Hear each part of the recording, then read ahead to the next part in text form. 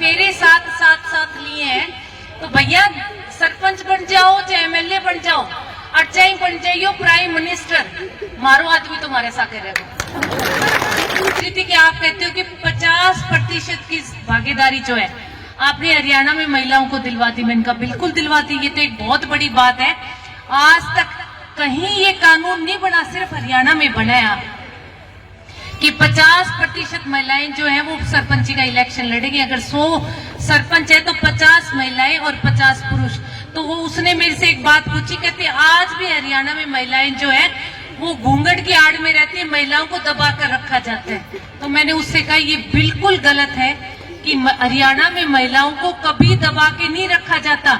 आप जितने भी आंदोलन हुए उनमें सबसे बड़ी भागीदारी अगर सड़कों पे किसी को सरकार को झुकाने की ताकत है तो वो किस में है? महिलाओं में। उन महिलाओं को कौन लेके जाता है?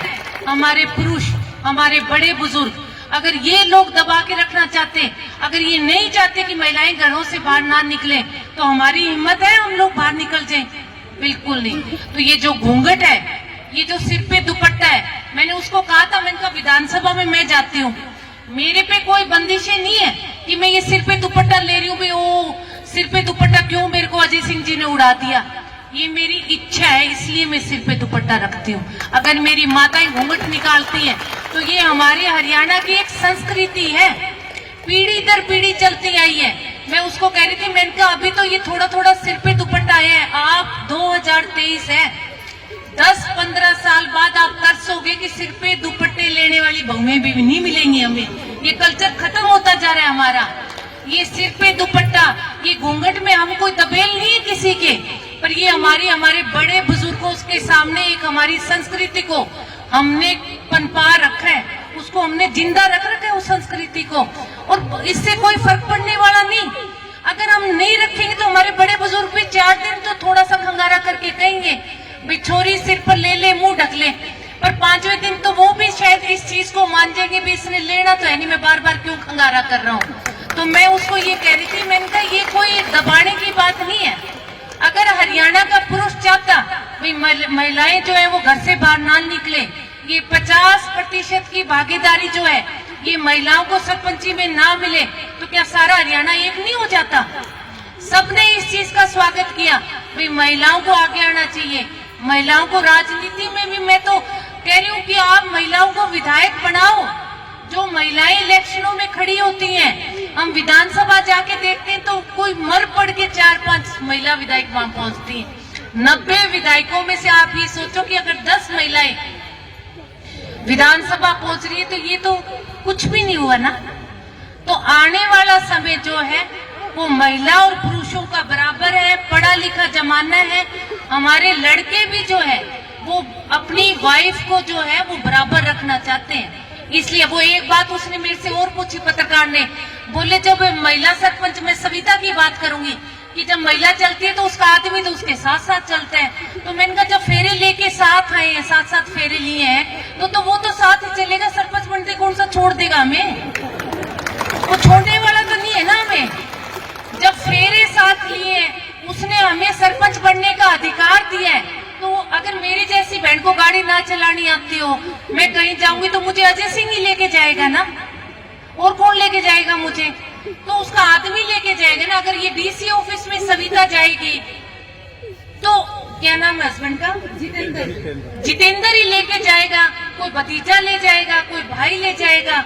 अकेली थोड़ा ना बसों में धक्के खाते हुए घूमेगी फिर ये। अगर घर में गाड़ी है तो आदमी के साथ ही जाएगी। तो मैंने कहा फेरे साथ लिए हैं, तो भैया सरपंच बन जाओ चाहे एमएलए बन जाओ और चाहे बन जाइयो प्राइम मिनिस्टर, मारो आदमी तुम्हारे साथ रहेगा।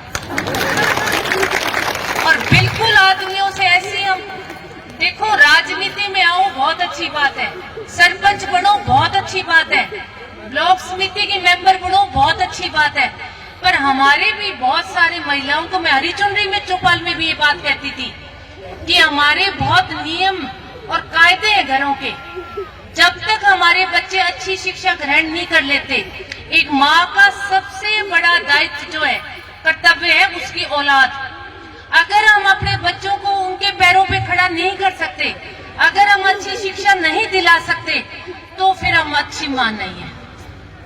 सबसे पहला कर्तव्य हमारा, अगर हम मां बनते हैं तो हमारा दायित्व है कि हम अपने बड़ों की, जो हमारे घर की परंपरा है उसके हिसाब से चले।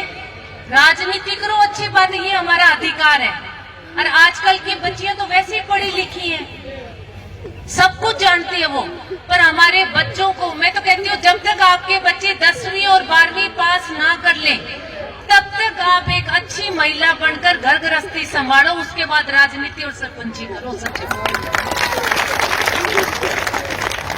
तो सारी माताओं से कहूंगी कि देखो, विधानसभा में आवाज उठा के आपको 50% की भागीदारी, जो मैं हरी चुनरी चौपाल में कहती थी कि मैं आपकी वकील बनकर आपकी लड़ाई लड़ूंगी, मैंने ये लड़ाई आपकी लड़ी है कि आपको 50% का हक दिलवा दिया।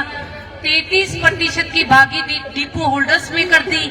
8% की भागीदारी जो है वो SC/BC कोटे में कर दी। 75% जो है अभी हमारे कल परसों 168 कौशल रोजगार के थ्रू, 75% आरक्षण के थ्रू 175 TGT टीचर्स जो है वो कौशल रोजगार के थ्रू जो है वो टीचर्स लगी हैं। देखो, नौकरियां मिलनी शुरू होगी है धीरे धीरे। आने वाले 2 साल में मुझे लगता है बहुत हद तक हम इस चीज पर कामयाबी पालेंगे।